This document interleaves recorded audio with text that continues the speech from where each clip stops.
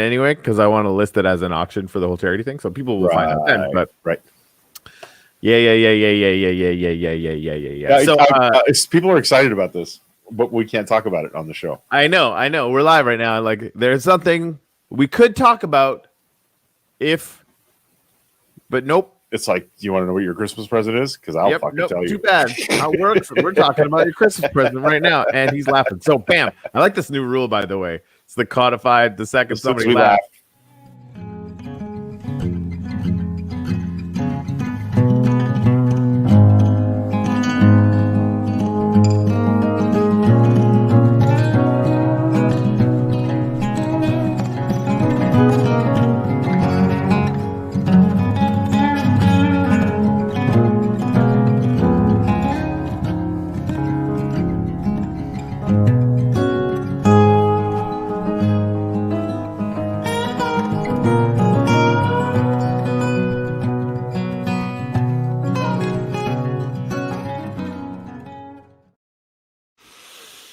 So, I know that news has happened. Yep. I know that some things have gone on. There's the bombing. The guy was a Trump supporter, apparently. Shocking. No way, really? I saw pictures. Don't take my word for it. That is not confirmed. I have not been paying attention to the news, is my point. Yeah. That was definitely his remains in the... They identified him. Okay. So we do know who it was. Yes. All right. Corey, oh my God, your face. Anyway, so never mind. So there's news happening. Oh my God, your face. Yeah, right? But I care about it even less today than I have in most days. And it's all for really, really fun reasons that we can't get into. We can't talk about. So we don't know what we're going to talk about. Yeah, right? So, and I do actually want to cut us off at a half an hour because I got to prepare for a very large meeting. Okay. That has to do with the aforementioned things that we cannot mention.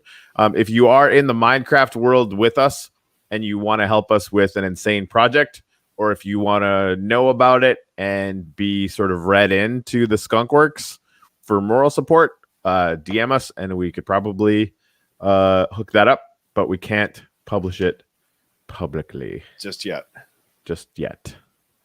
Jareen is grateful for a slight improvement for Rainbow. That's awesome. For the event yesterday. She's still here. Grateful for those who have checked in on us. Very, very good to hear. Yeah. It's been on my mind. Gratitudes. That is definitely one I'm really grateful for. I'm really grateful for. Well, okay, it's gonna be a long list. Yesterday was stressful, but ended magically, so that's fun. I'm grateful for that.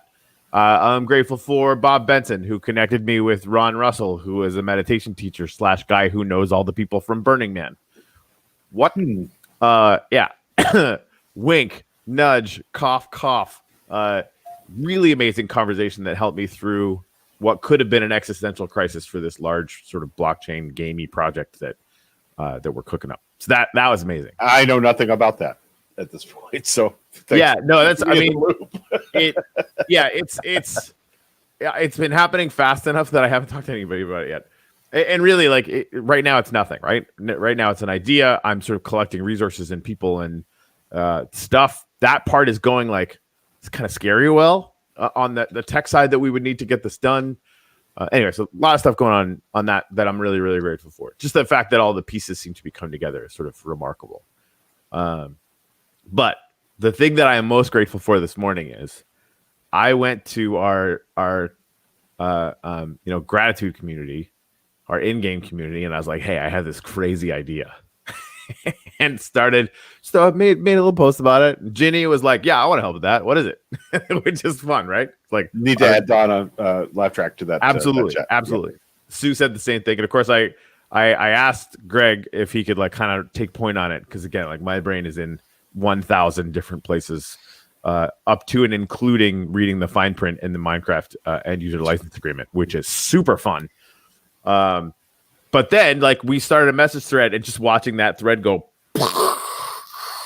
in like, creativity and just grinding and doing it, like just, it's going to work. It's going to work. And I'm really, really grateful for that because it's going to be massive and happening. And I want to make sure all of you guys know that church is on Sunday at 11 a.m. Eastern Standard Time to accommodate some people on the West Coast who want to join us. and I think it's going to stay there. But you're gonna want to come to this one. Just watch on YouTube or Facebook. Like, be there and don't miss it. Nice. Fred Eater, I am grateful for this show's influence on me. I did a podcast about gratitude and I mentioned this show. Thank you very much, Fred. It's nice when we be a positive influence on people, because sometimes maybe, watch what we do and don't do that. I don't know. Well, I guess. I mean, we spent a year just pissed off. I mean, justifiably, right? But like, that was, if you came to our show, you weren't leaving with a happy-go-lucky feeling. You were leaving, wanting to buy a soup can for my family grenade T-shirt from Dave Myers. I have one. Me too. Corey Elko, grateful that we were able to go overboard for the kids at Christmas. Nice. It's always nice. Not necessary, but nice for sure. Ginny, grateful for the snickerdoodle cookies my kiddo made. He is not allowed to come home until he makes more. My daughter Grace is also a hell of a baker. No. And she turned out some amazing cookies for us the chocolate ones that are stuffed with peanut butter. It's like, oh yeah. So that's why she's my favorite child. Don't tell the other one though.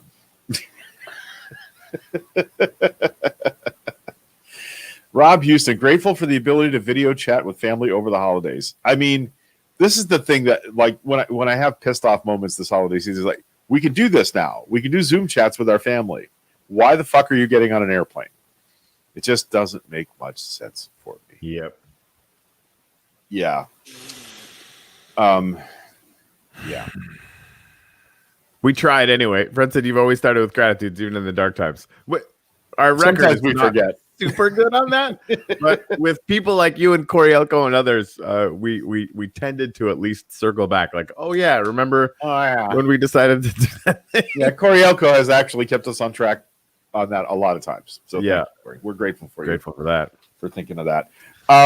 Let's see. Does anybody else having this thing where I know a lot has happened positive for me in November, December, but this is the most relaxed and emotionally comfortable Christmas I can remember in really a while. And I don't know if that's my particular situation because we have the new place, or if everybody's feeling a little more relief because of the greater changes that are happening because of the election, quite frankly, because of how that went. I don't know. Yeah, I'm not feeling any comfort from that yet. Like a bit, like every time Biden tweets and it's like, hey man, we should all. I'm not an insane asshole. Basically, the subtext, right? Like, I'm not a fucking lunatic that wants to punch your baby in the face. Like, right. That's nice of the president to be normal, I guess. Yeah. So that's I think probably having even an unconscious effect. But yeah, just sort of like I'm refusing to be outraged now because I don't feel like there's a whole lot that I can or want to do about it. I think that was the difference before, is like we had an election.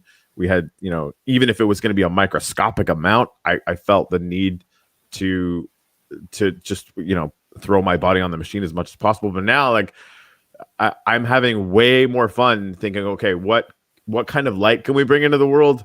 What kind of positivity?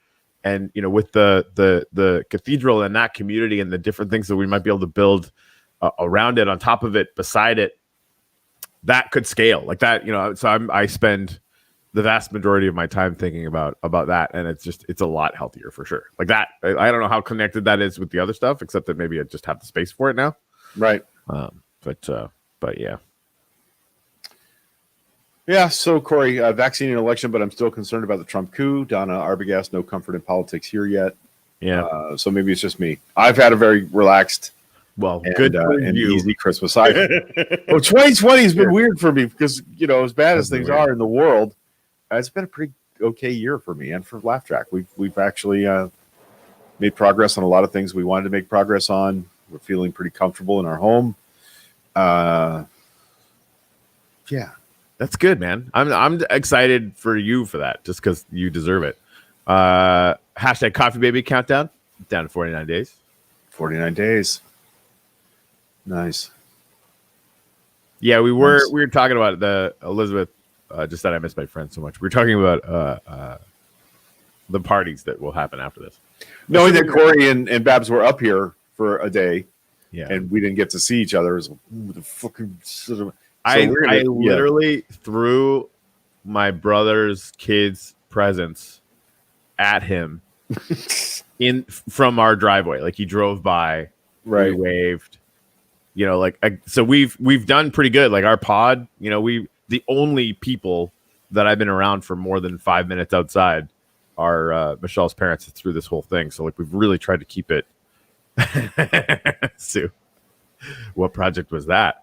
Ginny Rupert, we were able to get Google Max homes for 3 of our closest family. Setting them up has been fun. I don't know what that is. Is that like I don't know. I want to Google it's it. Sounds interesting though, yeah, right? Exactly. Google Max sounds I don't know what that is, but I want it. Google, but better. Yeah, Dave, that's your particular situation. I've been on edge for like 6 months, maybe in the worst mental health shape I've ever been in. I'm sorry.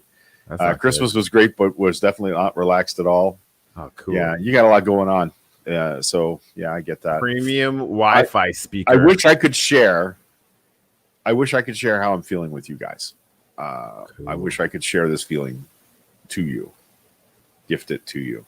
It's I think it's like, sorry for breaking it. That's more important than this, but it's like Google's Alexa, like Google Nest Max. Like you could sort of, I think, do a bunch of stuff.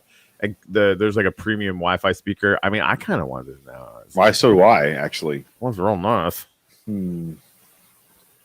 I look real nice. Thinking of having a virtual New Year's Eve party. New Year's Eve with a free play of the Holiday Mouse, so people have something fun to do without spreading COVID. Yeah. Hey, good morning, Diane Cash. I hope things are well for you out there in Mountain Home, California, I believe, which is morning. Right on the edge of Yosemite National Park, which is maybe one of the coolest places anybody I know lives. And she's a farmer, Corey. Oh. Yeah. Oh.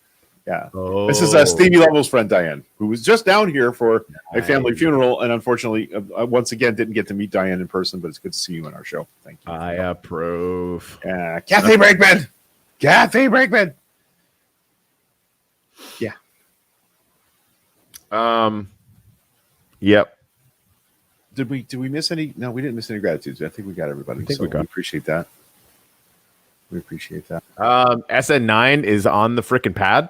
Yeah. Which is awesome. SN10 is almost built, and they're just putting the fins on the top part of SN11 now. Oh my goodness. Like he's just gonna keep building them until they work. Oh, Diane, that's awesome. She met my bro. Yeah, he's a good dude. All right, I guess, if you like that sort of like nice Canadian vibe. Yep. I don't know what else, man. So Dave Myers hated Wonder Woman. We watched it. My superhero movies start at a pretty high, like even if they're bad, they're pretty good for me. But even I was like, it wouldn't have taken a whole lot of effort to make this a lot better. Yeah. Which is sad. Because it should be good, man. I mean, I think Marvel just kind of broke everything because like all of their movies are basically good. So there's that. Letterkenny's out. I haven't watched that yet. I just watched the most recent episode of Expanse that came out.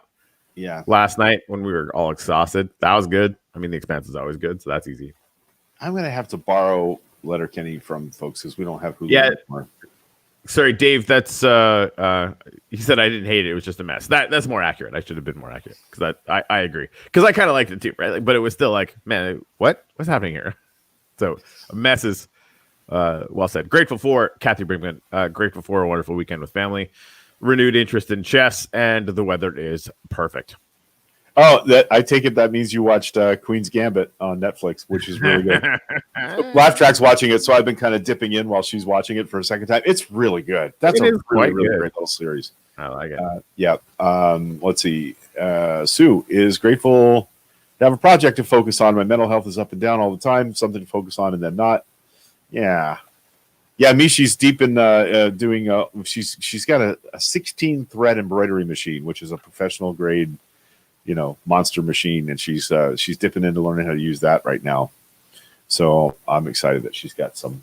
She made stuff so good for Christmas that it was easy to mistake what she made for professionally. She is professional, but you know what I mean? Like you wouldn't if you didn't know she made these things, you'd think she bought them at some custom craft gift place for people. But yeah, she made some really cool stuff for folks in my family. Yeah, this is a much better take than what I suggested was his take. So we should read it into the official record. Dave Meyer said it had some great moments. Totally did. Surrounded by a lot of really bad CGI and plot holes. And now, like, if you don't do CGI that's deeply convincing, I mean, fuck you. Like, welcome to 2020. Anyway. Okay. I generally stay away from the combination of the words period and porn. Okay. Okay. Well, that's a you problem. Because Bridgerton on Netflix is good if you're into period soft porn. Yeah. Oh, I was reading that entirely out of context. I'm like, okay, Dave. Yeah, Jareen, just what she does with her what you would call ordinary embroidery machines is remarkable. I can't wait to see what she does with the 16 thread machine, because it's like these are all computer controlled, highly technical, professional embroidery machines. So she made some really cool stuff, custom blankets and custom. Hard to even explain what these things were, but beautiful embroidery gifts. And she has a shop. She has an online shop. And I don't know the name of it right off the top of my head, or I'd link you to it. We should. It's on Facebook. Yeah, we should publish that link aggressively. I'd like to check that out. Yeah, it's good stuff. I should not be tired right now. I've been doing this really dumb thing where, like, I get to sleep pretty good. Like, I don't have to take. I've been taking melatonin to sleep for the last like 7 months, give or take. Right. And I haven't, like, last few days I haven't had to, but I wake up at 3:30. I'm just like, bing, work on stuff. Like, really, dude? Okay. Oh, hey, yeah, I found her Facebook link, so I'm going to drop it in the thread here. Cool. And she does in the thread. It's this embroidery, and it involves thread, which makes that even funnier. And she, I think she has some of her designs up on the page. Yeah, she does. So you can have a look at what she has, and she does custom work. And she has thousands of designs to choose from. So, Greg, yes, what did I do? nothing at all that it could be even misconstrued as bad. Okay. But I just want to throw a thought at you while I'm thinking about it.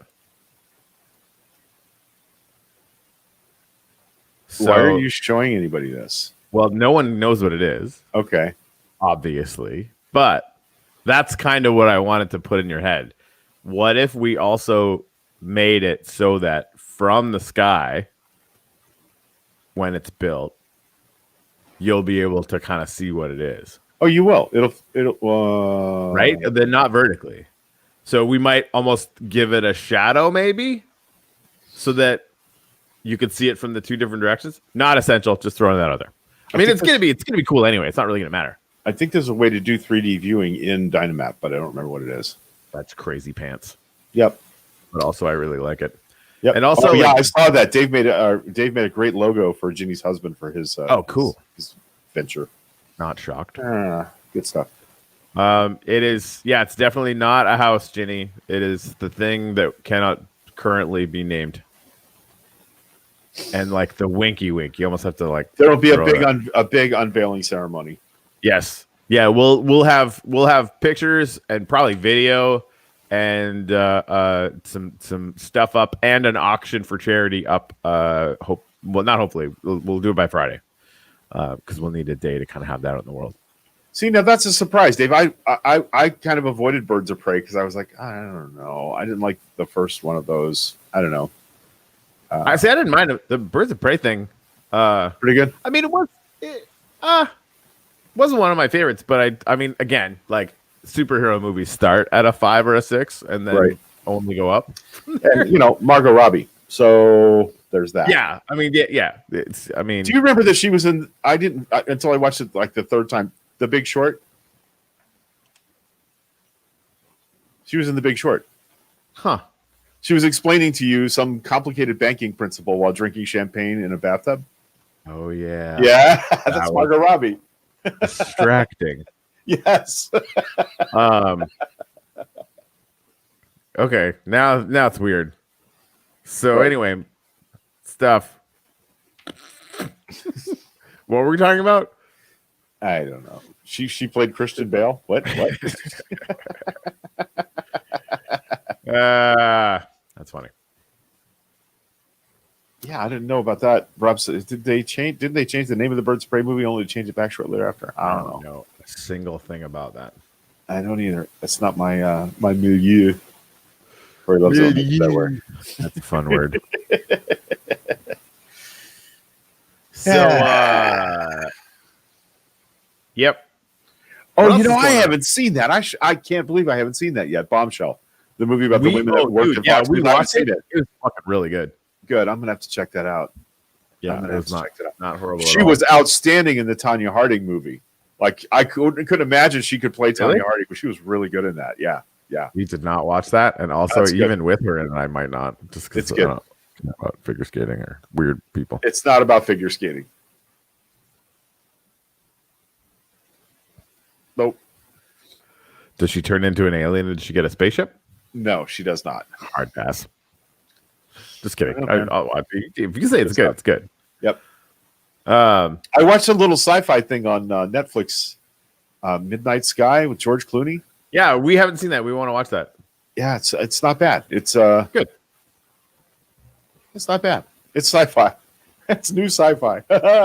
Yeah. Also, exactly. The Stand, which I have strong feelings about as a book. It's one of my favorite novels ever, and especially the unabridged version of it. Yeah, Tanya is really good. Like 1,300 pages or whatever. Yeah, 500 pages where he kills America. So slowly, one at a time. The Stand is the new remake. First of all, this is my opinion. When they made it for ABC TV back in the 90s, that was a huge mistake. Terrible. They couldn't have any graphic violence or gore or language, which is central to the story. You're going to kill everybody in America and not show gory stuff. It didn't wash. So I didn't have high expectations for this remake, and it's not told in the kind of linear fashion that the book is, but they're doing a pretty good job of in the feel. It starts in Boulder, which is weird, right? And then they goes back for each of their stories. Like they reach back for how Stu Redmond got there, then they reach back for how Harold Lauder got there, and each episode is bringing you one of the new characters, Lloyd Henreid, Randall Flagg's right hand man. That was this week's developmental story. So you saw Nick Andros, but they didn't tell his story. So I think that's how this is going to unfold. Is each episode is going to take you back to how it started for each of them and how they got to where they are. So I'm actually kind of liking it. It's good and it's gory. I mean, it's got people with giant swollen necks and people are coughing in the background. And in this year, and even though we know it was filmed before COVID, right? It's still, they really got that. They got the sense of we're all walking around trying to live our normal lives and people are dying. And then, of course, then everybody, spoiler alert, everybody dies, but almost everybody anyway. So yeah, really good. Yes. Who just, Lori, I've read that several times. Greg Smith, have you read the Dark Tower series? Yes. And I love that he managed to knit together all of his universes into one overarching, huge construct. You thought all these books were different stories? It turns out, I loved that, and I'm a huge Stephen King fan. I know he kind of gets up his own butt sometimes in his books, but there have been several of his books that are lifelong obsessions for me. The Stand, definitely. The Dark Tower series, definitely. Lisey's story, which is one of his that most people don't know, that's one of my favorites. He lays out some really great constructs about what it means to be a writer in the character. It's just, absolutely love him. So Yes. Oh, geez, Casey Marion. Yeah, I read the unabridged version of Stephen King's The Stand when I had a bad case of the flu back then. Yeah, that'll scare the shit out of you. I did not enjoy the Dark Tower movie. I wanted it to be good. Idris Elba was a great choice, but it just didn't. Yeah, it didn't work. Yeah.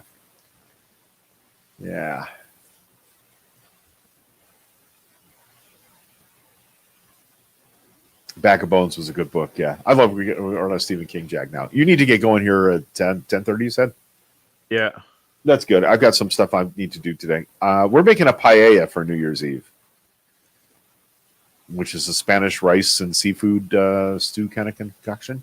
So I'm excited about that. Tommyknockers. I didn't like Tommyknockers that much. It wasn't my favorite. Weird. I don't know that I've ever read that one. Yeah. That was maybe one of the first ones that it felt to me like he was trying to tie all the universes together. That book definitely, you got a sense he was trying to tie it to other things because it was right down the road from Derry, the town where it took place, right? So there was a lot of, like, it was the first time I sensed him trying to knit those things into one. I would love to interview Stephen King. I would like to have a conversation with Stephen King because I have some kind of unusual questions. Awkward. What do you think about people who use the word period and porn in the same sentence? I mean, I don't kink shame. Is that a kink? No, you could ask. I don't know. That's the thing. Like, I would ask. Like, there's one of his short story collections where he wrote a short story about a guy who's shipwrecked on an island with a suitcase full of heroin, and he ends up having to eat his own leg. What? Yeah, and I like. He once in a while he writes nonfiction stuff, and in an interview about that he said, "I was in the backyard grilling some hamburgers one day." It's like how he came up with the idea for a guy eating his own leg was at a barbecue. This is why I love Stephen King, dude. Have you read Dance Macabre? His book about horror. His book about the genre of horror. It's nonfiction. No, he taught mostly us because I don't like horror. It's not my thing either. Actually, but like I know it's like his writing skill, like just transcends. Yeah. I mean, he taught a course for many years at the University of Maine on horror as a genre for writers and producers and creative types. And this book is basically the syllabus from that semester class. And he explained in movies, in TV, and in book form, like the whole horror genre and the monster archetypes, one of which is, Corey, big hairy monsters. Sasquatch. Mighty Joe, Young King Kong, right? So there are archetypes of monsters, vampires, mummies, things like that. It's really a good book. Really a good book about writing the. Well, if eating legs is your thing, let me highly recommend Hannibal. I liked Hannibal actually, and I never really got into the series. I should go back and watch some of that, some more of that. I think I watched the first season of those. Anywho. Do you all follow all the rules when eating? There are rules?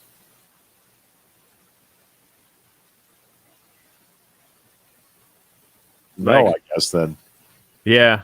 I mean, I got nothing. All right. So, is there anything else, pressing business, family business we need to do? I really should take off and I'm just gonna sit and stare at a wall for a minute and then get ready for this thing. Yeah, I don't know. I can't think of anything except I understand people not liking the horror genre necessarily, but Stephen King is so transcendent that he's the only horror writer that I read. And some of the greatest movies that have been made from his stuff is not the horror genre. Stand By Me, not a horror story. Shawshank, not a horror story, right? And we've made some great movies out of his works that are not horror related. So there's that. Yeah. Oh, I've definitely read the Hannibal. Okay, you're talking about the show. I've read the book, one of the Thomas Harris books about Hannibal Lecter, and I'm particularly obsessed with the one about his childhood, about how he got the way he was. That's pretty right. Cool. Yeah, those beings are made, not minted. Yep. All right. Let's get out of here. Let's get on with our day and celebrate the fact that Sasquatch is real. Sunday at 11.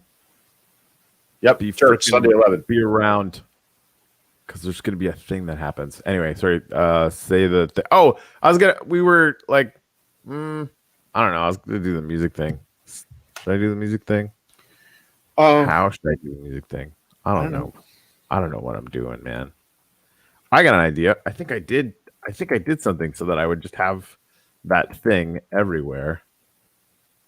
But it's on my personal account. Please hold. Sorry, guys. I mean, you do what you want. The show's over. It's finished now. I don't know what Corey's talking about at this point. I'm just we were like, yeah, right. Just it's a thing that happens. Yeah. Hold on here. Boop boop boop. So we were like gonna try and play it out with like the stuff sometimes. And this isn't working anyway because I can't find it. So this has just got really boring for everyone. It's terrible. Can I go now? Yeah, exactly. So next week we'll have music ready and that'll be fun. But for now, Greg, say the thing again. I did. Sasquatch is real.